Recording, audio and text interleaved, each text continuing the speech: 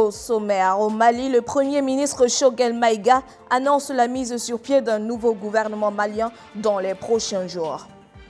Au Cameroun, une quarantaine d'entreprises publiques et privées sont interdites de soumission à la commande publique pour une durée de 2 ans.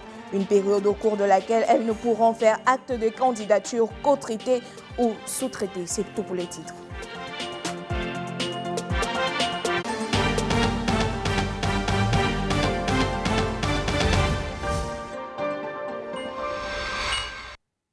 Vendredi 11 juin 2021, mesdames et messieurs, bonjour. Au moins 51 enfants enlevés en 2020 par des groupes islamistes et des dizaines de milliers de personnes qui ont fui les violences provoquées par les insurgés islamistes dans la province septentrionale du Mozambique au cours de ces 3 dernières années. Larissa Liboum, notre reporter, revient sur les difficultés auxquelles les populations font face. On regarde. Depuis plus de 3 ans, des enlèvements d'enfants terrorisent les populations dans le nord-est du Mozambique. Selon un rapport de l'organisation non gouvernementale Save the Children, 51 enfants, des filles pour la plupart, ont été enlevés en 2020 par des groupes djihadistes. Fin mars dernier, la ville de Palma, cible d'une attaque meurtrière, a fait des dizaines de morts. Cette famille, composée de 4 enfants, a été obligée de fuir la ville. Malheureusement, interceptée par des hommes armés, leur fille de 14 ans a été mise de côté par ces derniers et enfermée dans une maison. Ils ont pris nos filles et les ont enfermées dans différentes maisons. Et ils nous ont prises et enfermées dans une autre maison. Plus tard, ils sont revenus et ont pris les filles qui les intéressaient. Ils ont laissé les filles à l'intérieur de la maison. Le soir, après qu'ils aient pris nos filles, nous nous sommes enfuis. Plusieurs familles comme celle-ci ont vu leurs filles enlevées. Sébastien, l'homme de 51 ans, garde espoir qu'un jour, sa petite fille revienne. Mon cœur se serre, il me fait vraiment mal. Je ne sais rien, je prie Dieu pour qu'il protège ma fille. Si elle trouve un moyen, j'espère qu'elle pourra s'enfuir jusqu'ici. Mais si elle n'y arrive pas, je serai vraiment triste. Je n'ai plus d'appétit et je ne dors pas bien. Je suis triste. Des groupes connus localement sous le nom d'Al-Shabaab, qui signifie jeunesse, multiplient des attaques dans cette province pauvre et majoritairement musulmane de Cabo Delgado, frontalière à la Tanzanie. Dans cette partie du pays, ils pratiquent des violences spectaculaires, incendient des villages, décapitent des hommes et pratiquent des enlèvements pour recruter de nouveaux soldats ou des esclaves sexuels. Actuellement, les signalements des cas de viol des droits des enfants augmentent énormément. Nous avons vu plusieurs cas d'abus sexuels et il y a aussi des enlèvements d'enfants. Aujourd'hui, sur cette plage déserte de Palma, aux eaux de couleur turquoise, plane un sentiment de peur et d'espoir pour les parents de voir un jour revenir leurs enfants. Transition au Mali, Choguel Maïga annonce pour dimanche prochain la mise sur pied d'un nouveau gouvernement malien. C'est l'une des substances de la rencontre de mercredi avec la CEDEAO et l'Union africaine. C'était dans le cadre de la suite des consultations sur la formation d'un nouveau gouvernement inclusif. René Narcisse Moto pour plus de détails. C'était l'un des moments phares de cette rencontre qui avait pour menu principal l'avancement des consultations sur la formation d'un gouvernement inclusif. Choguel Maïga a affirmé avec un air d'assurance à travers lequel se traduisait un sourire que d'ici dimanche, en accord avec le président de transition, l'exécutif présentera son nouveau gouvernement malien. Un moment très attendu, non pas seulement par le peuple malien, mais aussi par la communauté internationale. Autre affirmation faite, les discussions avec les partis politiques et les organisations de la société civile qui connaissent de grandes avancées. Bien que reconnaissant quelques difficultés dans les arbitrages, Choguel Maïga garde espoir et qu'il formera un gouvernement de large consensus. Comme promesse faite, un nouveau plan et un nouveau chronogramme seront présentés au Conseil national de transition, l'organe législatif qui fait office d'Assemblée nationale au Mali. Alors que Choguel Maïga réaffirme que la transition qu'il souhaite réussir se déroulera dans les délais impartis avec une fin prévue dans 9 mois, Jean-Claude Cassier-Brou, président de la commission de la CEDEAO, s'est réjoui de ces garanties. Pour lui, la CEDEAO accompagnera la transition malienne. Toutefois, il se dit rassuré après les différentes consultations menées par sa délégation. La question de la facilitation des paiements dans l'exécution des projets de construction des routes au Cameroun fait l'objet d'une session de travail au ministère des Travaux publics. L'objectif de ces travaux est de proposer des solutions pour venir à bout des retards de paiement et accélérer le suivi dans l'exécution des 10 projets. Rostan Obam pour plus de précisions. Des retards constatés dans l'exécution des projets de construction des routes au Cameroun. Le problème nécessite un checking. Au ministère des Travaux publics, la question est au centre des préoccupations lors de la session du comité interministériel chargé du suivi de l'exécution physique, financière et comptable des projets. L'accent est mis sur la traçabilité financière et le suivi récurrent de l'évolution des projets. Ceci grâce à une nouvelle stratégie de communication. La mission essentielle de ce comité interministériel, c'est justement également d'harmoniser les informations au niveau de chacun des organes de paiement et même des organes de mise en œuvre afin d'améliorer la qualité de la mise en œuvre de ces projets. Ces travaux devront être également sanctionnés par la production d'un document permettant de faciliter les paiements. Le ministère des Travaux publics disposera d'un outil permettant de rendre compte en temps réel de l'exécution physique, financière et comptable des projets. Et ça permet de s'assurer que le projet est exécuté et qu'il est payé au fur et à mesure que les travaux sont exécutés. Le réseau des routes nationales du Cameroun fait 9370 km. Plusieurs de ces routes sont toujours en chantier. Ce levier poussé de la part du ministère des Travaux publics pour l'exécution des projets de construction intervient au moment où le Cameroun est critiqué quant à la qualité et la quantité des voies de communication à l'approche de la Coupe d'Afrique des Nations Énergie Cameroun 2021. Nous restons au Cameroun. L'homosexualité de Christopher Lamora, nommé ambassadeur des États-Unis au Cameroun, embarrasse Yaoundé.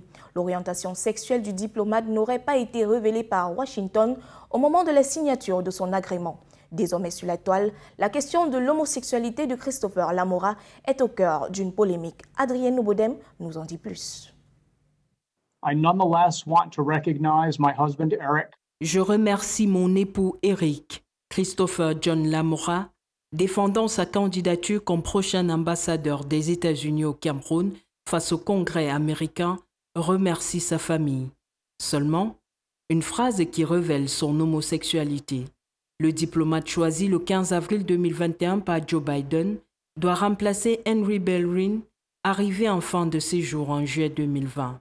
D'après des sources au ministère des Relations extérieures, l'orientation sexuelle de Christopher Lamora n'a jamais été mentionnée. Pour plus d'un observateur, il revenait au Cameroun de mener sa propre enquête. Normalement, le Cameroun était supposé faire des recherches avant de confirmer son agrément. La candidature du diplomate, aujourd'hui validée par le Sénat américain, est un sérieux embarras pour Yaoundé. L'homosexualité étant condamnée par la loi de 2016-007 du 12 juillet 2016 portant code pénal en son article 347, alinéa 1. Les experts en relations internationales envisagent deux alternatives. Le Cameroun peut respecter la culture et les traditions américaines qui acceptent l'homosexualité, tout comme Yaoundé peut se référer à la loi du pays pour dire non au choix de Washington. Tout dépend à présent du pouvoir discrétionnaire du président de la République. Normalement, les revendications sont faites bien avant et cela n'a pas été le cas. Tout dépend désormais du pouvoir discrétionnaire du président. Face à cette polémique qui enfle sur la toile, l'ambassade américaine à Yaoundé, que nous avons joint par téléphone pour avoir le fin mot de l'histoire, promet de s'exprimer dans les jours à venir. C'est donc une affaire à suivre. Au chapitre santé, au terme d'une réunion tenue entre le chef du gouvernement Joseph Dion-Ngouté et certains membres du cabinet civil, plusieurs mesures ont été prises pour accélérer la campagne nationale de vaccination contre le coronavirus. Le gouvernement camerounais est déterminé à faire vacciner le maximum de personnes quelques semaines seulement avant l'expiration des milliers de doses de vaccins reçues via le dispositif COVAX. Amandine Boni. 5000 vaccinations par jour, c'est l'objectif que veut atteindre le gouvernement afin de sauver les doses restantes de vaccins avant leur date d'expiration.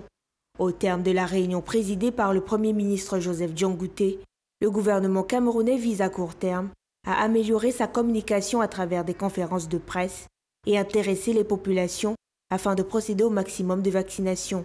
À long terme, les autorités envisagent contraindre les populations en mettant en place certaines restrictions, notamment une interdiction de voyage pour tous ceux qui n'auront pas été vaccinés. Comme objectif fixé, la vaccination de 812 000 personnes entre le 12 avril, date de début de la campagne, au 31 juillet 2021. À ce jour, seuls 30% de cette cible, environ 68 000 personnes, n'ont reçu que la première dose. Le coronavirus continue à faire des dégâts, tant sur le plan humanitaire qu'économique. Le sénateur Niet Difendi exhortait déjà le gouvernement à multiplier les campagnes de sensibilisation afin de mettre fin aux réticences et de susciter davantage d'intérêt pour la vaccination. Les autorités sont déterminées à sauver les doses restantes, mais surtout de prévenir et stopper la propagation du virus. Et je vous le disais au sommaire, une quarantaine d'entreprises publiques et privées sont interdites de soumission à la commande publique pour une durée de 2 ans. Une période au cours de laquelle elles ne pourront faire acte de candidature qu'aux traités ou sous-traités ou partie des prestations relatives à la commande publique. Les précisions, c'est avec Armen Gar. La note d'Ibrahim Talbamala résilie pour les 24 mois à venir les entreprises attributaires de ces marchés, relatifs pour la plupart à la construction de nombreuses infrastructures comme les salles de classe, les pistes agricoles ou les adductions d'eau potable. 74 marchés publics comptant pour les exercices 2018 et 2019 sont résiliés par cette décision ministérielle qui évoque des affaires douteuses et louches. Elles pourront cependant faire acte de candidature après dérogation spéciale et exclusive du ministre. Le département, qui n'est pas à sa première mesure, rappelle que la suspension des sociétés véreuses a déjà permis au Trésor public camerounais d'économiser près de 500 milliards de francs CFA, soit 927 740 000 $ américains entre 2012 et 2017. En 2020, 369 prestataires avaient déjà été suspendus de la commande publique pour fraude, faux ou usage de faux. En séjour à l'ouest Cameroun, le ministre de l'Eau et de l'Énergie fait le point des travaux de construction d'une nouvelle ligne de transport de l'énergie électrique. Un dispositif qui va permettre au pays de résorber le problème de baisse de tension récurrent à l'ouest et dans le nord-ouest. Explication, Adrien Nobodem. Des ampoules presque ou pas alimentées. À l'ouest Cameroun, les ménages ont renoncé à se plaindre. Ils devront encore faire preuve de patience. Les travaux de construction de la nouvelle ligne de transport de l'énergie électrique piétinent. Amorcée depuis plusieurs mois, la ligne va s'étendre de Konsamba à Bafoussam à l'ouest du pays, avec un poste d'interconnexion à Bafoussam pour alimenter le nord-ouest. Ces deux régions, pour leur alimenter avec une ligne de 90 000 volts, vont passer à 225 000 volts. Les travaux sont aujourd'hui exécutés à moins de 50%. Et pour cause, les populations dans plusieurs villages ont bloqué les travaux. Une situation qui a nécessité la descente sur le terrain jeudi de Gaston Elundou Essomba, ministre de l'Eau et de l'Énergie. Les équipes ont travaillé avec Sa Majesté pour trouver un nouvel itinéraire. Et les calculs qui viennent d'être faits, les premières estimations, font état d'un surcoût de 100 millions de francs CFA, le fait de ce changement d'itinéraire. Après des pourparlers avec les riverains des zones au cœur de la discorde, des solutions ont été trouvées pour permettre la poursuite des travaux. Sur le terrain, la réalisation globale est de 49,63%, 96% pour le taux d'acquisition du matériel. En sport, Martin Ndongo Ibanga, ex-médaillé de bronze aux Jeux Olympiques de Los Angeles en 1984, exprime son ras-le-bol. Il est remonté contre le traitement infligé aux boxeurs camerounais qualifiés pour les Jeux olympiques de Tokyo. Krusty Sanders Mbagé. Martin Dogué Ebanga, ex-médaillé de bronze aux Jeux olympiques de Los Angeles en 1984, exprime son ras-le-bol suite aux difficultés que connaît sa discipline de cœur. L'ex-boxeur est remonté contre le traitement récemment infligé aux 3 boxeurs camerounais qualifiés pour les Jeux olympiques de Tokyo. Wolfi Seyi, plus de 91 kg, Albert Meyayissi, moins de 69 kg, et Maxime Meillon, plus de 91 kg, en partance pour un tournoi de préparation en Russie qui s'est finalement résumé à une escapade touristique à Dubaï où les boxeurs ont été cantonnés à la villégiature. Une infamie qu'il impute sans ciller aux responsables actuels de la Fédération camerounaise de boxe, lesquels, selon lui, contribuent à envoyer la discipline outre-tombe. Accompagné de l'ancien capitaine de boxe Joseph Moulema, l'ex-médaillé de bronze aux Jeux olympiques est allé déposer cette lettre personnellement au cabinet du ministre des Sports et de l'Éducation physique, Nassis Mouele Kombi, intitulée « Protestation des anciens boxeurs face à l'impréparation des boxeurs camerounais pour les Jeux olympiques » qui porte le sceau de l'Association nationale des anciens boxeurs du Cameroun, ANAPS, dont il est d'ailleurs le président. Fin de ce journal. Mesdames et messieurs, passez une excellente journée en compagnie de nos différentes éditions car l'information, c'est sur Dash News et nulle part ailleurs. Au revoir.